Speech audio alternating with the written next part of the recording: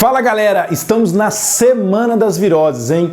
É um tema extremamente importante, pertinente, principalmente pelo momento que nós estamos vivendo agora. Mas não tem que saber somente da Covid-19. Galera, se você está vendo esta aula nesses momentos que nós estamos vivendo, você sabe o que eu estou falando. Mas se você está vendo essa aula lá na frente, se essa aula é uma aula antiga para você, saiba você que estamos no meio de uma pandemia, que é o Covid-19 provocado pelo coronavírus do tipo SARS-CoV-2. Mas essa aula não é só sobre isso, é sobre virose de modo geral. É a semana inteira falando de virose, são várias aulas falando de virose. Se você já assistiu outra aula, tá vendo esse tempo que tá aparecendo para você na sua tela aqui, ó? Você pode adiantar esse vídeo até esse tempo que eu já entro direto na virose do dia de hoje. Agora, se você não assistiu nenhuma aula ainda, assista essa introdução todinha porque ela é extremamente pertinente para o assunto, hein? É muito importante. Então, pegue seu caderno aí, se acomode direitinho, faça as suas anotações porque isso aqui é aula, aula, aula, aula. E o tema é virose. Galera, afinal de contas, o que precisamos saber sobre as viroses? Primeiro, viroses são doenças provocadas por vírus. E quando a gente estuda virose de modo geral, a gente tem que se ater para alguns pontos muito importantes. Então vem comigo no quadro aqui, ó. Ao estudar virose, o que temos que saber? Por exemplo, no primeiro momento, o nome da doença. Que no caso da Covid-19, por exemplo, o que é Covid-19? Covid-19 não é o nome do vírus, é o nome da doença. Atenção para isso. No caso da dengue, dengue é o nome da doença. No caso do HPV, o HPV é o nome do vírus, não é o nome da doença. O nome da doença é condiloma acuminado. Então, o primeiro ponto, o nome da doença. Na sequência, o agente etiológico. Lá no meu Instagram, o @senhorbiologia, eu coloquei lá um teste nos stories perguntando qual que era o agente etiológico da dengue. E entre as opções eu pus mosquito. A grande maioria marcou mosquito porque o pessoal não sabe o que é o agente etiológico. Agente etiológico é aquele causador da doença, é o verdadeiro causador da doença, que lá no caso da dengue é um vírus, porque dengue é uma doença viral. O que o mosquito é, o pernilongo Aedes aegypti, ele é o vetor, ele é o transmissor da doença. Então muita atenção com o significado de agente etiológico. Agente etiológico é o verdadeiro causador da doença. Tem uma aula que eu postei já no YouTube. Essa aula eu dou para você duas dicas importantíssimas para você guardar quais doenças são virais e quais doenças são bacterianas. Vai aparecer para você aqui, ó. Vai lá assistir. Essa dica é uma frase, é uma técnica mnemônica em que eu digo uma frase que aborda várias doenças virais e uma outra frase que aborda várias doenças bacterianas. Porque dentre tantas doenças que você tem que saber, tem aquelas que são virais, as que são bacterianas, as que são provocadas por protozoários, por fungo, por plateuminto, por nemateuminto. São muitas doenças que flagelam a humanidade aí, né? Sem contar as outras que atingem os outros seres vivos também, tanto animais como plantas. Mas enfim, o que seria o vírus, o que seria a bactéria, o que seria o protozoário? São diferentes agentes etiológicos. Então é muito importante, quando estiver estudando algumas doenças, quando estiver estudando virose, você saber quem é o agente etiológico. O outro ponto, o ciclo da doença. O que é o ciclo da doença? Se essa doença ela tem um ciclo direto ou indireto. O que significa ter um ciclo direto? Significa que você pega a doença da própria pessoa doente. Por exemplo, gripe. A gripe, você pega gripe de uma pessoa com gripe. E quando é indireto, é quando existe um vetor, existe um atravessador nisso aí. No caso da dengue, por exemplo, eu não pego dengue de uma pessoa com dengue. Eu pego dengue pela picada do mosquito Aedes aegypti. Então, a dengue é uma virose indireta, ela apresenta um ciclo indireto. E a gripe, por exemplo, é uma virose direta, apresenta um ciclo direto, como é, por exemplo, a Covid-19 também. Galera, agora anota esse nome aí, vai aparecer para você bem grandão aqui, ó. As doenças que apresentam ciclo direto, elas são chamadas monoxênicas ou monogenéticas. E as doenças que apresentam ciclo indireto, elas são chamadas de heteroxênicas ou heterogenéticas. Muito importante isso aí, ok? Bom, dentre aquelas viroses, que é o nosso tema, que apresenta ciclo heteroxênico, ou seja, indireto, elas apresentam um vetor. Quem que é o vetor, então? O vetor é o disseminador da doença, é o espalhador da doença, se a gente pode falar isso. E no caso da dengue, por exemplo, o vetor é o mosquito Aedes aegypti. No caso de uma outra doença que não é virose, a malária, por exemplo, a gente também tem um mosquito, que é o mosquito Phlebotomus. A malária é causada por protozoário, é o Plasmodium.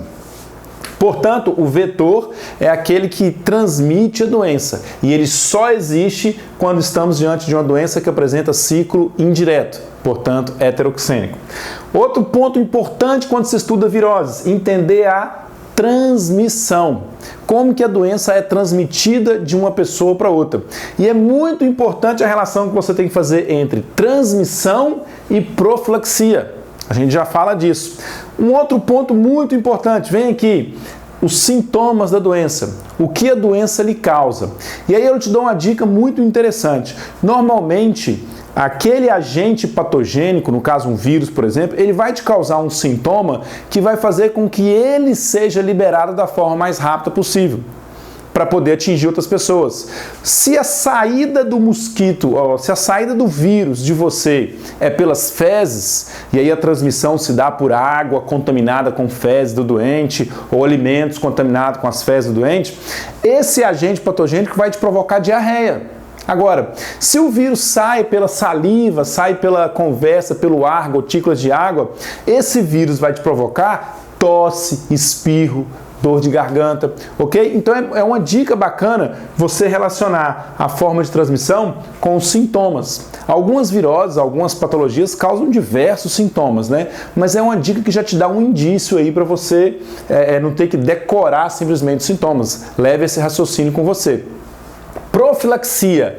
Isso é o que mais cai em prova. Você tem que saber, primeiro, o que significa profilaxia. Profilaxia significa medidas de prevenção. São aquelas medidas que podem ser tomadas para se prevenir a doença, para evitar que a doença se espalhe no meio, se espalhe na sociedade, na população. São medidas de prevenção. Por exemplo, a vacina é uma medida de prevenção. Vacina é profilaxia. Agora, o soro não é profilaxia.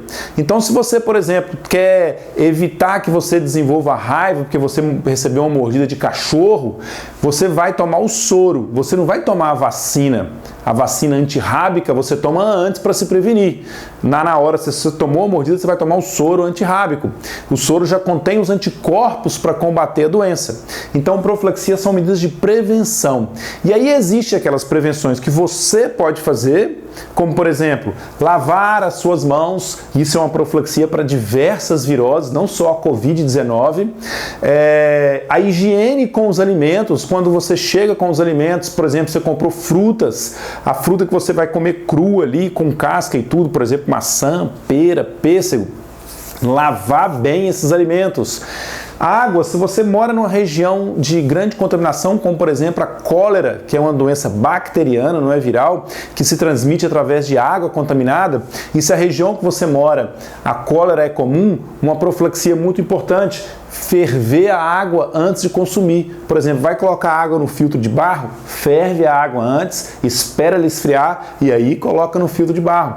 Então existem algumas profilaxias que são atitudes nossas, como higiene pessoal, saneamento, higiene pessoal, higiene com os alimentos, fervura de água, proteção da casa, como colocar no caso da dengue, diversas outras doenças transmitidas por inseto, telas na janela, uso de cortinado, inseticida, repelente, raquete elétrica, tudo isso são medidas profiláticas. E existem aquelas medidas que são atitudes que devem ser tomadas pelo poder público, como por exemplo, saneamento básico, construção de redes de esgoto, tratamento de esgoto.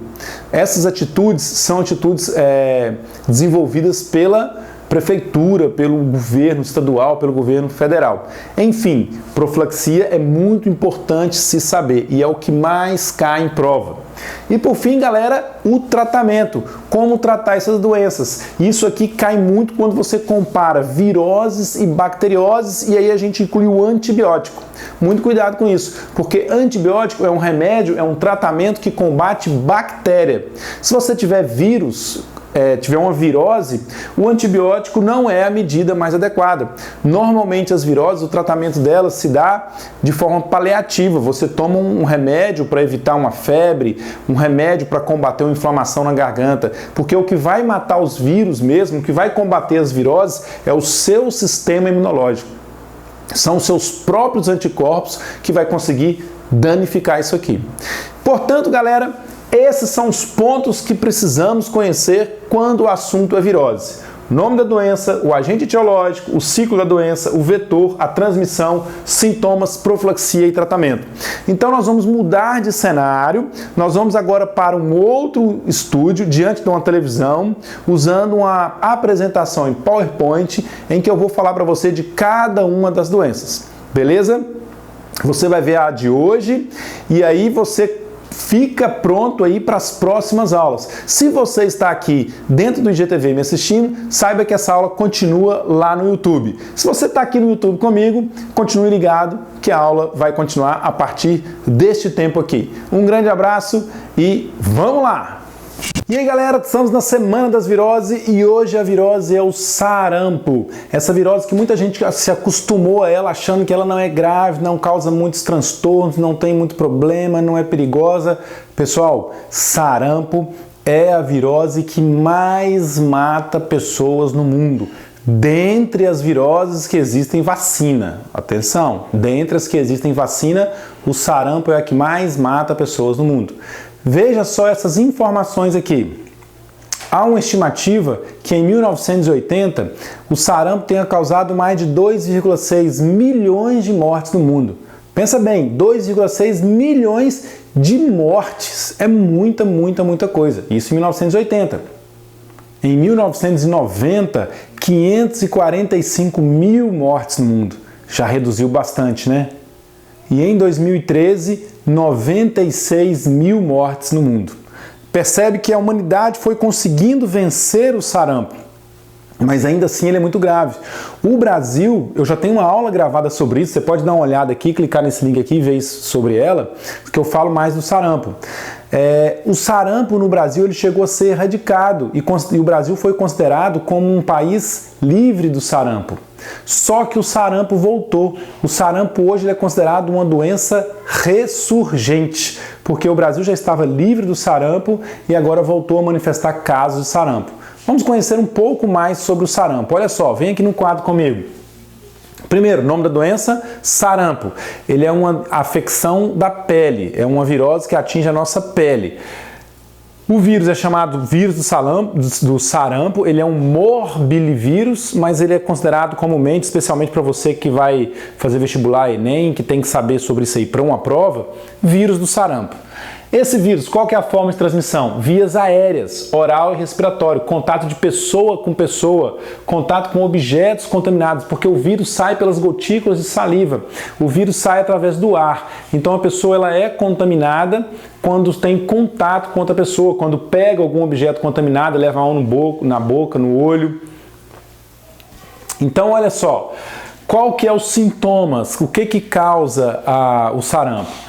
Febre alta, tosse seco e o aparecimento de manchas pelo corpo. Mas tem mais sintomas. Por exemplo, os sinais de Koplik, que são manchas brancas que aparecem dentro da boca de 2 a 3 dias depois da infecção. Isso é um sinal muito importante para o médico para ele diagnosticar o sarampo. E já logo pede o exame de sangue para confirmar isso aí. O que mais? E de 5 a 7 dias depois, aparecem as manchas vermelhas que caracteriza facilmente o sarampo.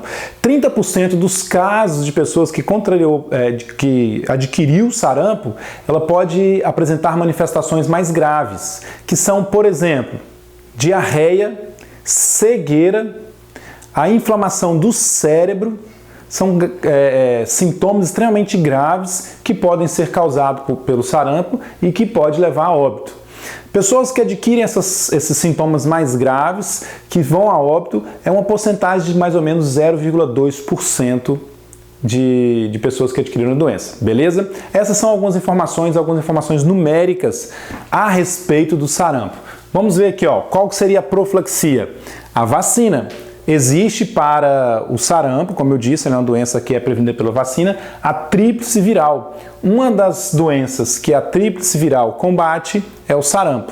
Bom, mas o que mais pode ser profilaxia? Se a transmissão se dá pelo contato pessoa a pessoa, evite o contato com a pessoa que está com sarampo. Se a pessoa está com sarampo, ela não deve compartilhar objetos com ninguém, usar máscara para evitar a transmissibilidade da doença. São algumas medidas importantes. Olha só essas imagens aqui. Olha como pode ficar uma criança com sarampo. A pele toda manchada e essas manchas aqui, cuidado, elas não são feridas. Quando some essa mancha, não fica cicatriz igual na catapora, ok? Não confundir catapora com sarampo.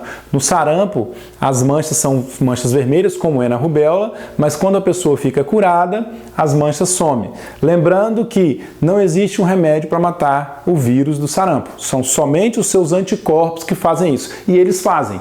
Você consegue produzir anticorpos e o seu sistema imunológico vence essa doença. E enquanto isso acontece, você pode tomar remédios que vão combatendo os sintomas. Você pode tomar remédio para tentar reduzir essas manchas, pode tentar remédio para dor na garganta. Se surgir uma infecção bacteriana que causa pneumonia, tomar antibiótico. E isso são algumas medidas de prevenção, de paliativas, né, para combater os sintomas da doença. Mas matar o vírus, somente os seus anticorpos. Beleza, galera? Essa foi a aula sobre sarampo. Fica ligado que amanhã tem mais. Fui!